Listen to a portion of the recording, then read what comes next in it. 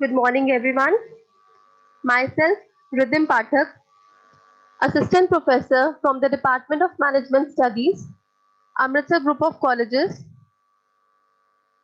Today, I'm going to discuss about the topic industrial relations.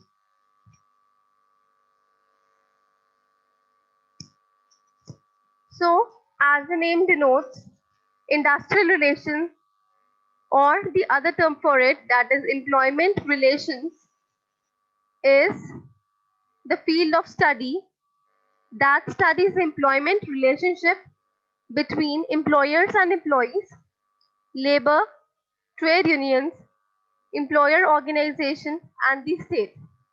Therefore, industrial relation is a complex field and it studies the interrelationship of different stakeholders.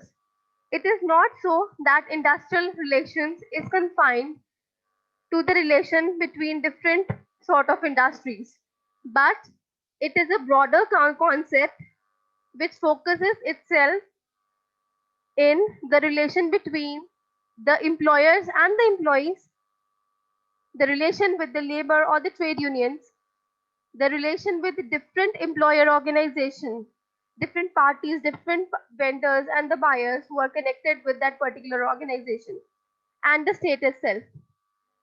This is basically the government. So, industry maintains a good relationship with all of these stakeholders.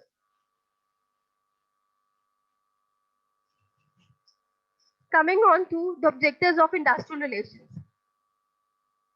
First is to maintain industrial peace or harmony.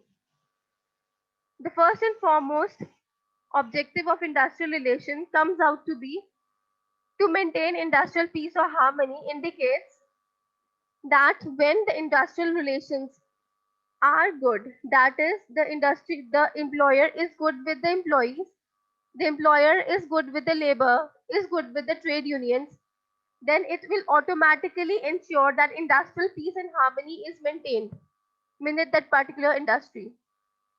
In opposite to it, if the industrial relation is not good, then this particular objective can't be attained.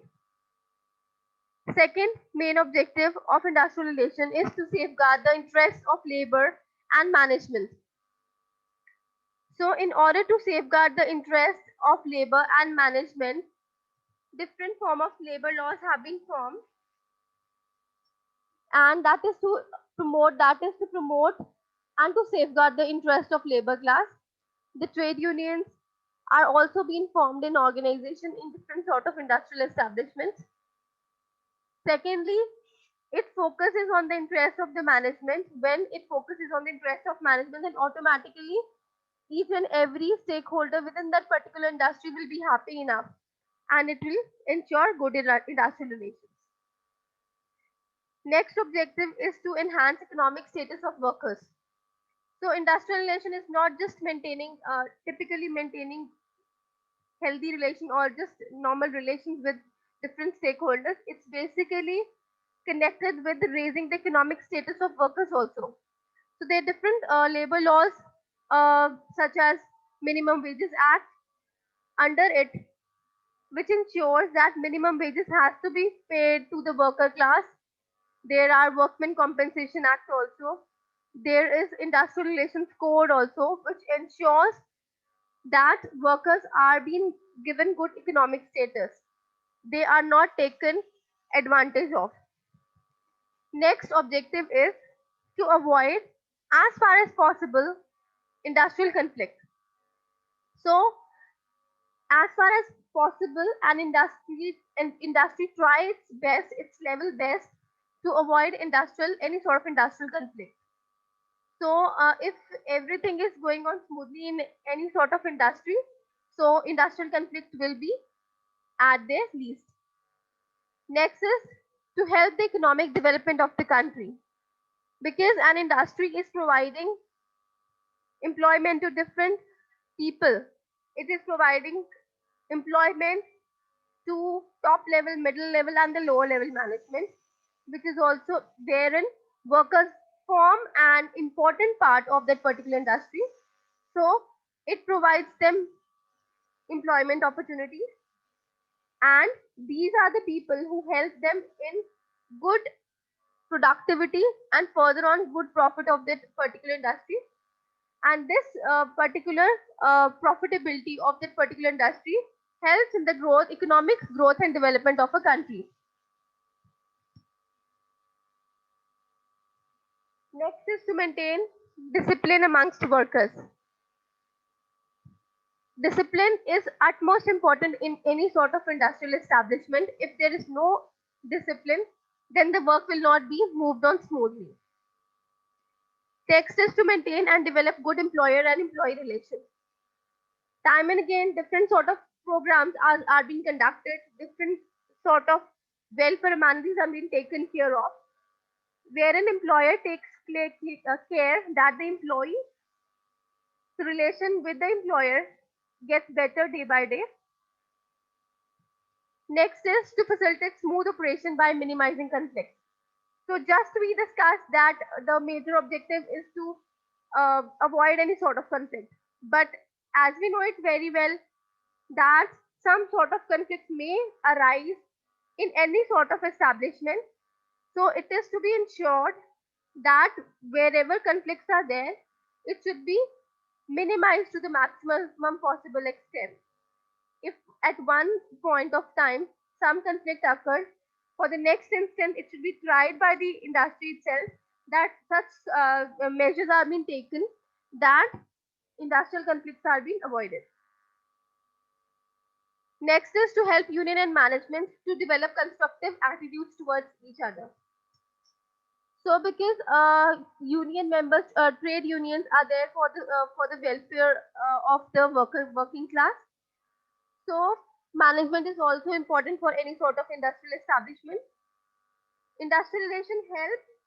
The objective of it is to help union and management to develop constructive attitude towards each other. Next is to reduce absenteeism and turnover, thus raise productivity to a higher extent. We know it very well.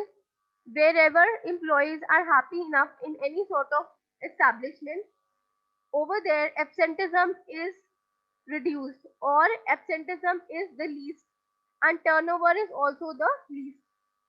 And wherever both of these things are absent, there over there the productivity of that particular concern rises day by day, and it helps in the growth of that particular organization, and finally the growth and development of that particular industry will also help in the economic development of the country.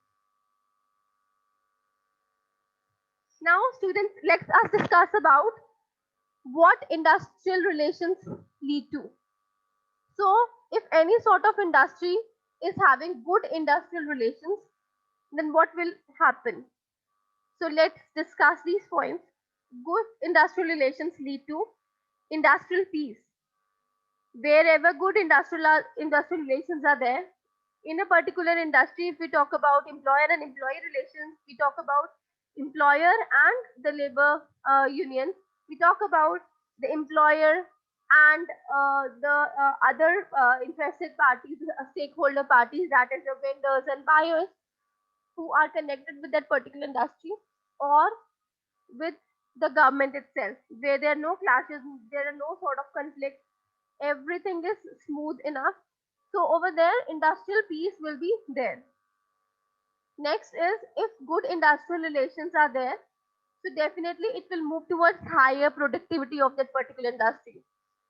People get themselves less absent, there is very less turnover, people are very happy with their jobs, they get themselves retained in a particular job for a good span of time, and they put their level best in order to produce more. They It leads to good production and good productivity, and finally good profitability of the industrial setup. Next is, good industrial relations lead to disputes over wages, working conditions and promotion can be settled without a strike.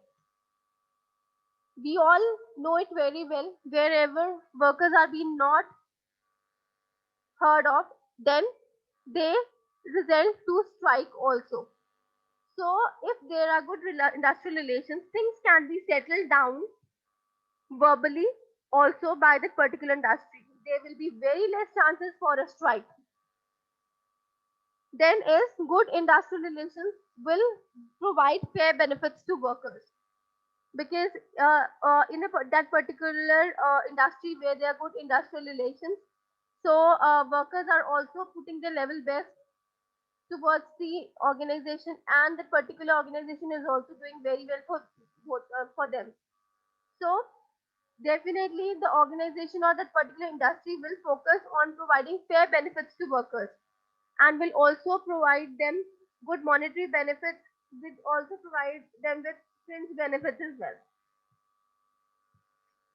Next is, if there are good industrial relations, the morale of people, the overall morale of the people will be boosted up. We can talk about the middle level or the bottom level, the floor level people. Every person's morale will be boosted up, because all of them are, because the particular industry is having good industrial relations with all the stakeholders. So things are going on smoothly, everything is going on perfect. So morale of people get boosted up, and they never want to retreat from their jobs. Then is, if there are good industrial relations, so there is a facilitation of change also. Wherever workers are, or workers or the middle class, middle level middle level people are in that particular industry are being asked for a particular sort of change. So none of them resent towards it. They are not. It's not that they are resenting towards it. They're not accepting that particular change. So any sort of intervention which has been introduced in that particular industry, everybody is accepting that intervention.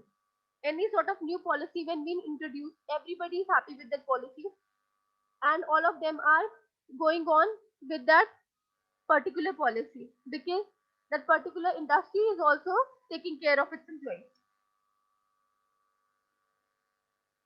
Next is poor industrial relations lead to.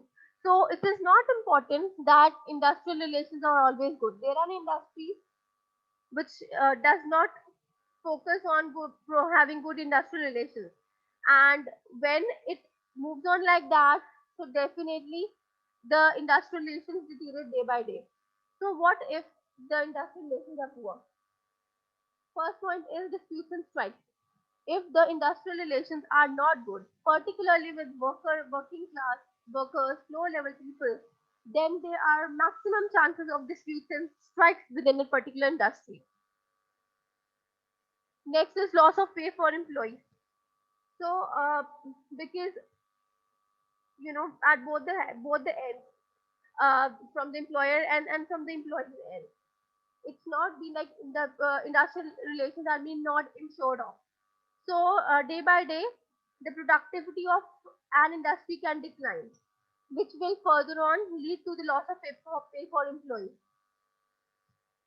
Next is loss of profits for employers. So when workers present to work, sometimes they go in for sit down strike.